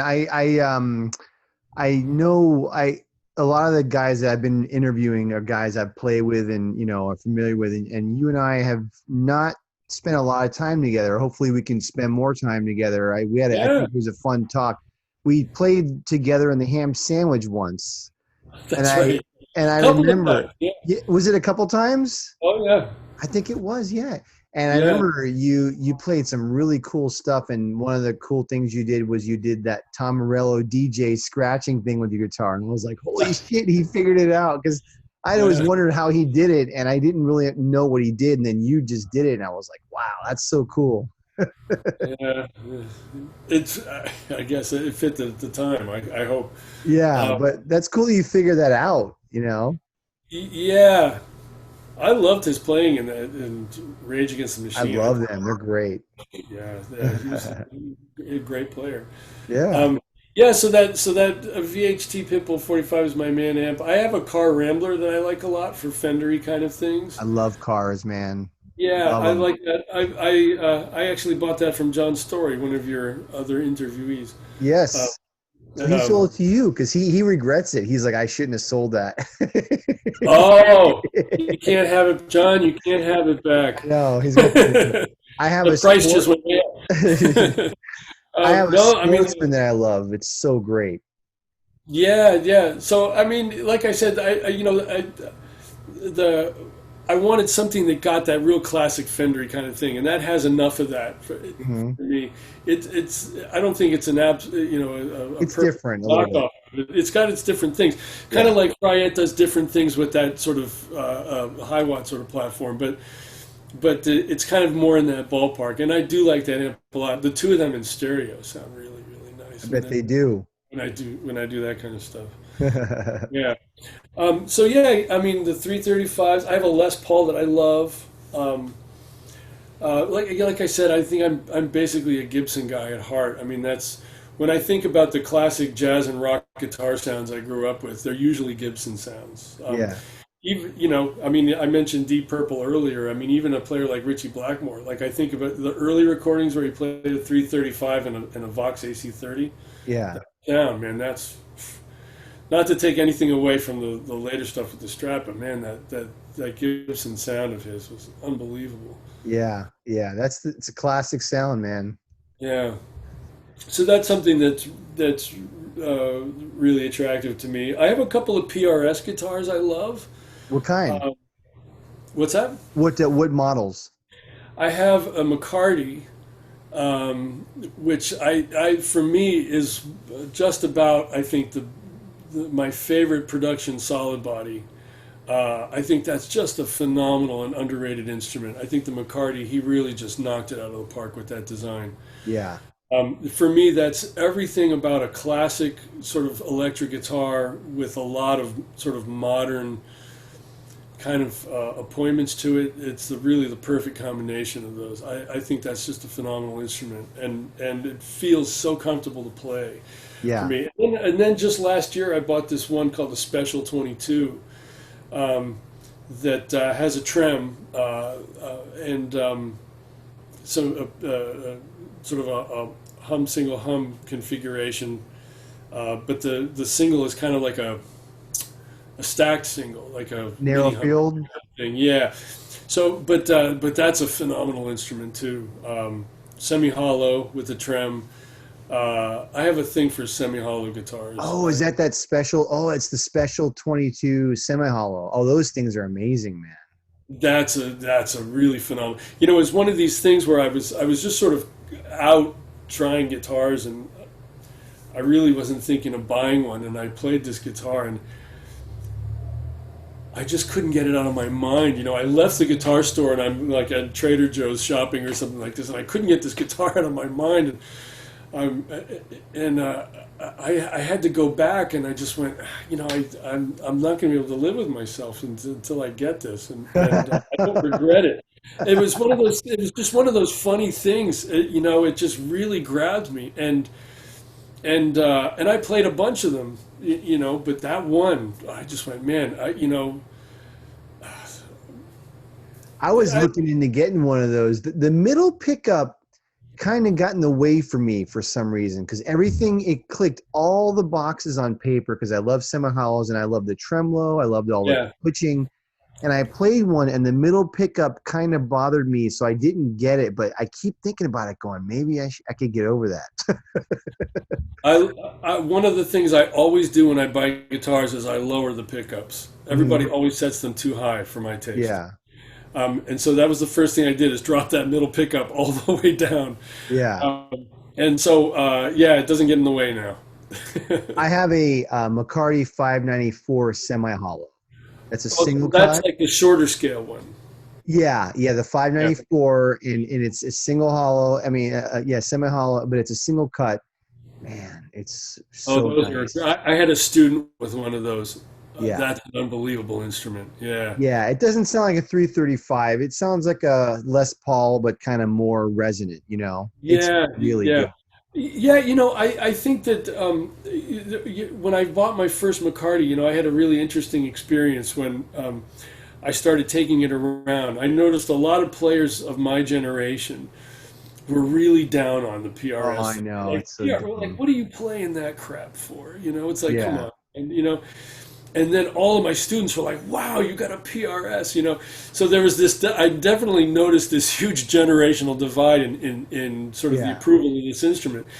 And one of the things that I think that a PRS unfairly gets pegged for is that, you know, when you hear that sound, you don't automatically connect with a classic Fender sound or a classic Gibson sound or even a classic Gretsch or Rickenbacker or whatever sound.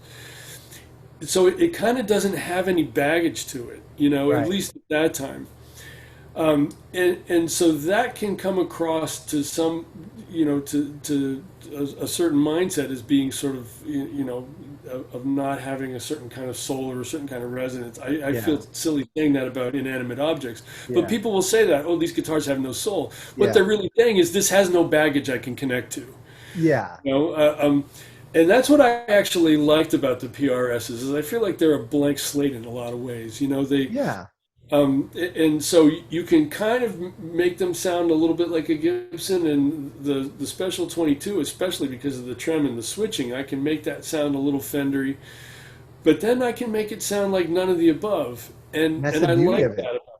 Yeah, I like that about that a lot. And they're such comfortable instruments to play. Yeah, they play so I good. mean, yeah.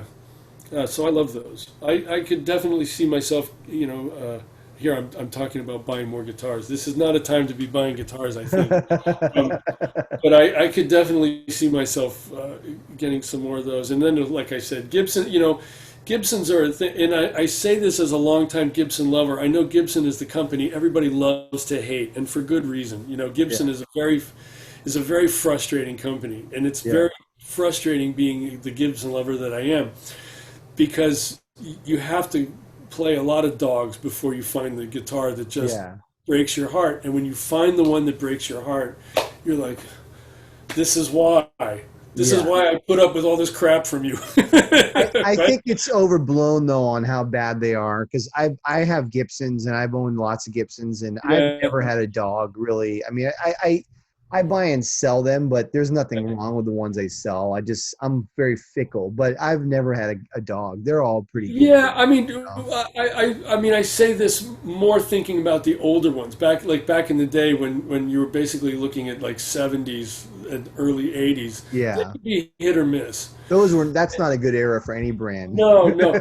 Well, and here's the thing, with Gibsons, what I think a lot of people have sort of missed out on is the collectors, of course, are all looking for the late 50s and the ones when Ted McCarty was still in the company. So the collectors are looking for those. But they've made outstanding players instruments all through the late 80s and the 90s and the Yeah, 2000s. the new ones are great. They're really good. They've made a couple of questionable moves. That Yeah, year that they put the automatic that was tuners in the terrible. Les Pauls, and and every so often, I'll play a new one, and I'll think, uh, there's some things about the fit and the finish or whatever that are kind of funky, but I mean, you can find some really phenomenal instruments. But this is one of the thing I've noticed about Gibsons is if you're gonna buy a Gibson, you have to play the Gibson you love and then buy that one. Yeah, because the next one might not be as good. Right, right. You can look at the same model year, same model, and it just kind of won't feel the same. Hmm. Um, but like I said, I know people complain about Gibson night and day, but I'm a Gibson lover. That just feels like home to me. One of my students just bought like one of the brand new Nashville 335s, Yeah, and those are it's amazing. one of the best ones I've ever played. I mean, it felt like a historic reissue. It was really light, really resonant, and it's just Yeah, a regular one. And I was like, wow, it was really good. I really liked it.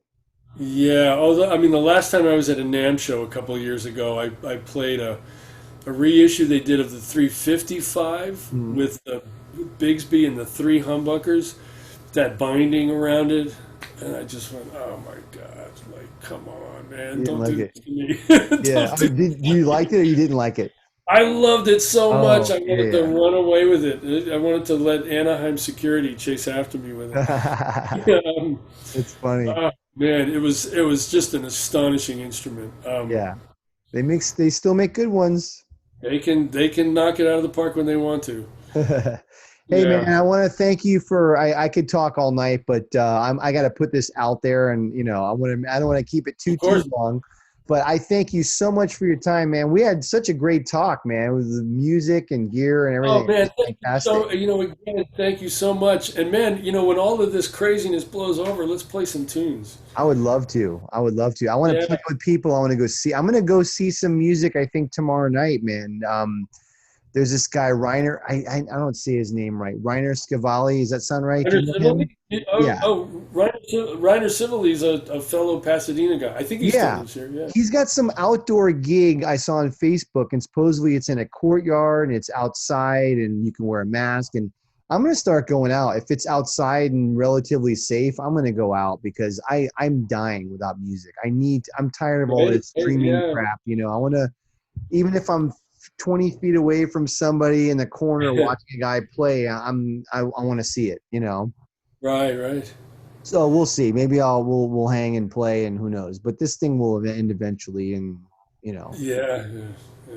But Something will happen. Yeah. Yeah, but anyway, thanks so much, man. And I hope you stay safe, keep the family safe, and I look forward to Thank seeing you. you again in You too. person. You too. And all the best. And again, thanks, man. This has been really enjoyable. It was fun. I had a great time. All right, man. Thanks, buddy. We'll see you soon. Bye bye. Bye bye.